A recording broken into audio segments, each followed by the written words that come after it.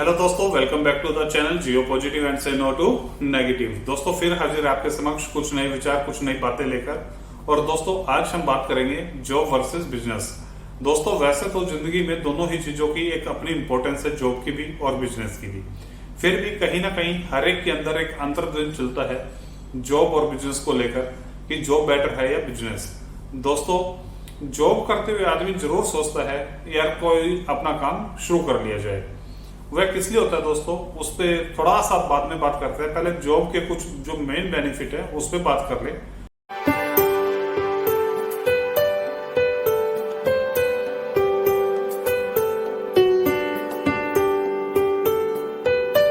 Job का जो सबसे बड़ा बेनिफिट है दोस्तों वह है फिक्स सैलरी। पर मंथ आपको काम करने के बाद जो सैलरी मिलती है उससे आप अपना लाइफस्टाइल अपने बजटिंग के अनुसार तय कर सकते हैं कि आपको किस चीज पे कितना खर्चा करना है और खर्च के अलावा आपको पर मंथ कितनी सेविंग्स करनी है। उसके अलावा दोस्तों जॉब में आपको मार्केट के या कंपनी के अप एंड डाउन से बहुत ज्यादा फर्क नहीं पड़ता, आपको अपनी फिक्स सैलरी मिलती रहती है। कई बार कंपनी को फायदा ज्यादा होता है, कई बार नुकसान हो जाता है, परंतु उससे आपका कोई बहुत ज्यादा डायरेक्ट लेना देना नहीं होता है और आप अपना पैसा उतना ही प्राप्त करते रहते हैं। तीसरी बात दोस्तों जो जॉब का सबसे बड़ा बेनिफिट है वह है आपकी ट्रेनिंग्स। आपके जो कंपनी आपको ट्रेनिंग प्रोवाइड्स कराती है वह इन फ्यूचर आपको हमेशा के लिए काम आने वाली है, क्योंकि कभी आप अपना काम भी करेंगे, आप बिजनेस करेंगे तो पास्ट में ली हुई ट्रेनिंग्स जो आपकी कंपनी ने प्रोवाइड करवाई थी वह आपको बिजनेस में भी लीड करेगी। तो ये कुछ बहुत शानदार और प्लस पॉइंट्स है जॉब्स के। इसके अलावा भी हो सकते हैं पर इसको थोड़ा शॉर्ट में लेके चलेंगे अभी। इसके अलावा दोस्तों एक बात अगर हम यहाँ पर सोचें, अगर आपके सपने बड़े हैं, आप कुछ बड़ा अचीव या बड़ा कुछ पाना चाहते हैं, बड़े से मेरा मतलब है फाइनेंशियल गोल से। अगर आपका फाइनेंशियल गोल कुछ बड़ा है, आप कोई कंपनी खड़ी करना चाह रहे हैं, आप चाहते हैं लोगों को आप रोजगार दे पाए, ठीक है, आपने कोई बड़ा बंगला लेना है या आपकी बड़ी गाड़ियों की तमन्ना है, किसी का कुछ भी हो सकता है दोस्तों, उसके लिए सबसे इंपॉर्टेंट है कि आप बिजनेस करें। क्योंकि दोस्तों जॉब से हमारी जरूरतें पूरी हो सकती हैं और कुछ लग्जरियस लाइफस्टाइल हम जी सकते हैं, पर अगर बड़े सपने पूरे करने हैं तो उसके लिए बहुत हद तक पॉसिबल है आपको बिजनेस करना ही पड़ेगा। क्योंकि बहुत ज्यादा पैसा या तो आपकी बहुत ज्यादा इनकम बिजनेस से हो सकती है या इन्वेस्टमेंट से। जॉब में रहते हुए बहुत ज्यादा इन्वेस्ट कर पाना थोड़ा सा मुश्किल होता है। फिर भी अगर आपकी जॉब अच्छी है, सैलरी अच्छी है, तो आप वहां पर भी अचीव कर सकते हैं, बट थोड़ा सा रेयर केस में होता है दोस्तों। मैं आपको यहाँ हतोत्साहित नहीं कर रहा है, जो लोग जॉब कर रहे हैं बिल्कुल कीजिए, जॉब में कहीं कोई कमी नहीं होती है, यहाँ हम उसको क्रिटिसाइज नहीं कर रहे। बिजनेस का बेनिफिट क्या होता है दोस्तों, जब आप बाजार में रिस्क लेना सीख जाते हैं, क्योंकि बिजनेस का दूसरा नाम रिस्क काउंट होता है, और जॉब को जो नॉर्मल लैंग्वेज में कई लोग कहते हैं जस्ट ओबे बॉस, तो हर एक की अपनी अपनी डेफिनेशन है।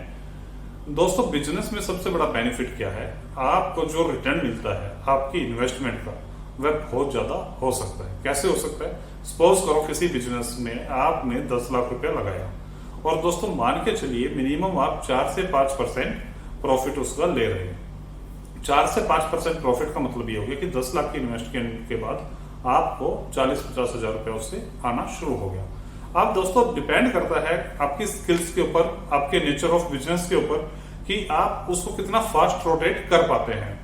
अगर आप उसी 10 लाख को 3 बार ट्रांजिट कर पाते हैं महीने में, दैट मीन्स 30 लाख की आप सेल कर पाते हैं, तो आपकी इनकम चाहे वो 5% प्रॉफिट है दोस्तों, बढ़कर 15% हो जाएगा। मीन्स टोटल मिलाकर महीने की आपकी 1.5 लाख की इनकम हो सकती है।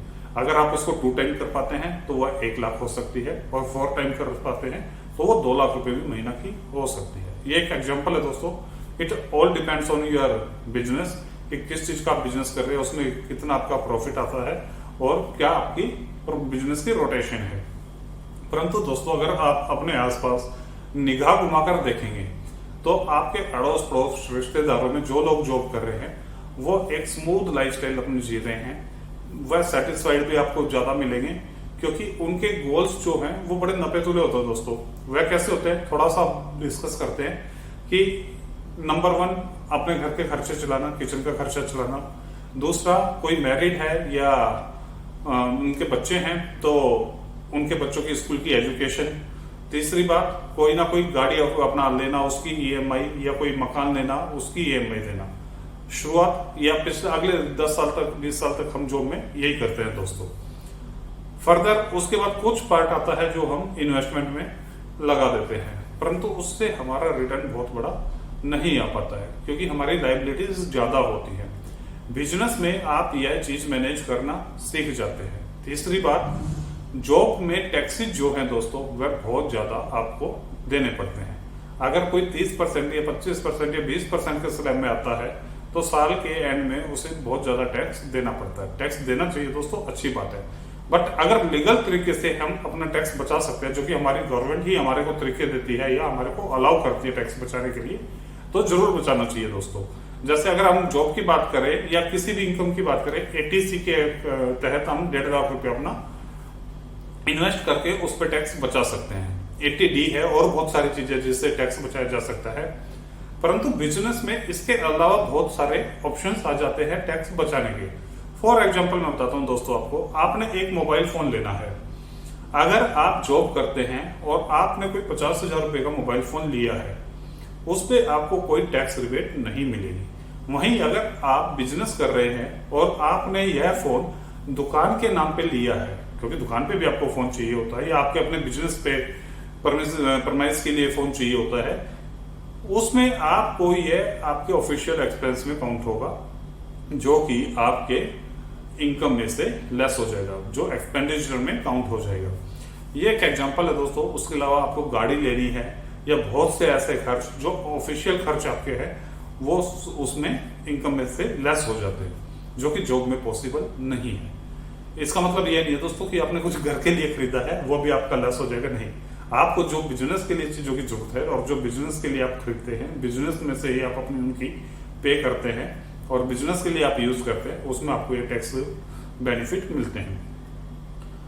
और उसके अलावा दोस्तों सबसे बड़ा जो फायदा है बिजनेस का, आपकी आजादी।